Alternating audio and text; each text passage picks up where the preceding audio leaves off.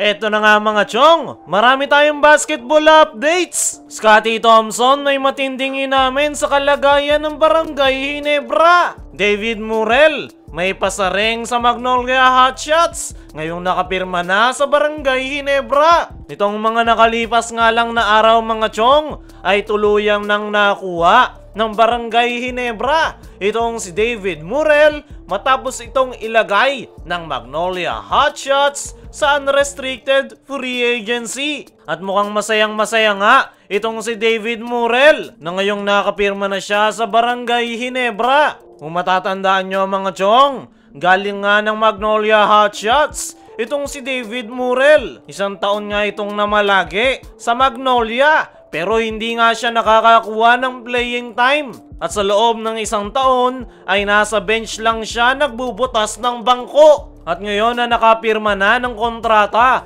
itong si David Murrell sa Barangay Ginebra, ay may mga ipinopost nga itong si David Murrell na mga cryptic post na patama sa Magnolia Hotshots. At mukhang sinasabi niya nga dyan na sinayang lang siya ng Magnolia Hotshots at antayin yung kanyang bounce back at revenge ngayong naglalaro na siya ngayon sa Barangay Ginebra. Panigurado marami naman ang nakakaalam na sinayang talaga ng Magnolia Hotshots itong si David Murrell. Marami nga ring Magnolia Hotshots fans ang nangihinayang sa nasabing player dahil hindi talaga siya binigyan ng playing time ni Coach Chito Victolero. At mukhang may sama nga rin ng loob itong si David Murrell sa kanyang former team dahil noon sa Converge Fiber Xers ay gamit na gamit ito. Maganda ang kanyang inilalaro at tinanghal pa nga siya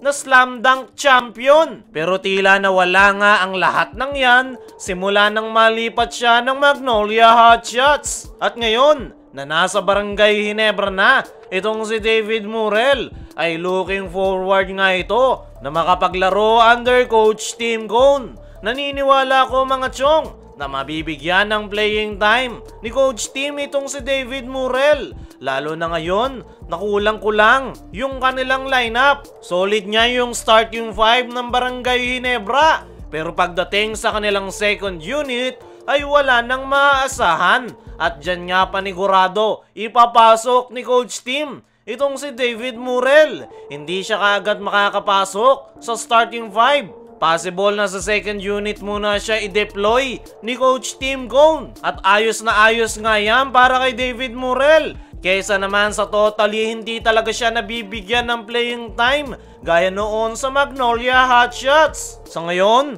ay mukhang masaya itong si David Murrell sa kanyang bagong kupunan na Barangay Ginebra dahil nandyan din yung kanyang mga kaibigan na sila Jeremiah Gray, lalong-lalo na si Maverick Amisi na kanyang former teammate noon sa Converge Fiber Xers. Sa ngayon ay mukhang may gustong patunayan itong si David Murrell sa kanyang former team na Magnolia Hotshots dahil base sa kanyang ipinopost sa kanyang Instagram story na burado na ngayon ay parang sinasabi nga nito na sinayang lang siya ng kanyang dating kupunan at antayin ang kanyang comeback sa paglalaro. Para sa akin mga chong ay sinayang talaga ng Magnolia Hotshots itong si David Murrell.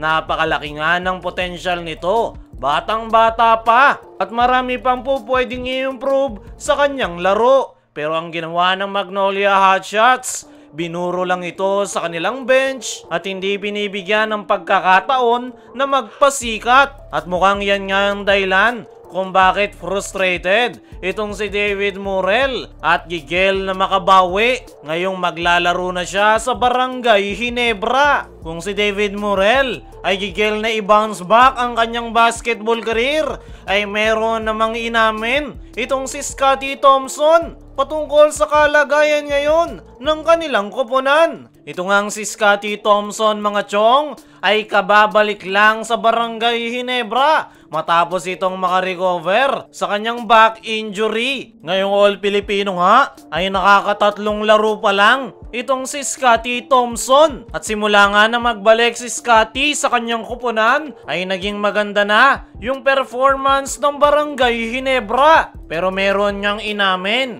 itong si Scottie Thompson sa kalagayan ngayon ng kanilang kupunan. Dahil ayon niya sa kanyang latest interview ay aminado itong si Scottie Thompson na hindi magiging madali ang kanilang kampanya ngayong Philippine Cup. Maraming araw na injured sa kanilang kupunan at isang araw siya sa mga yan.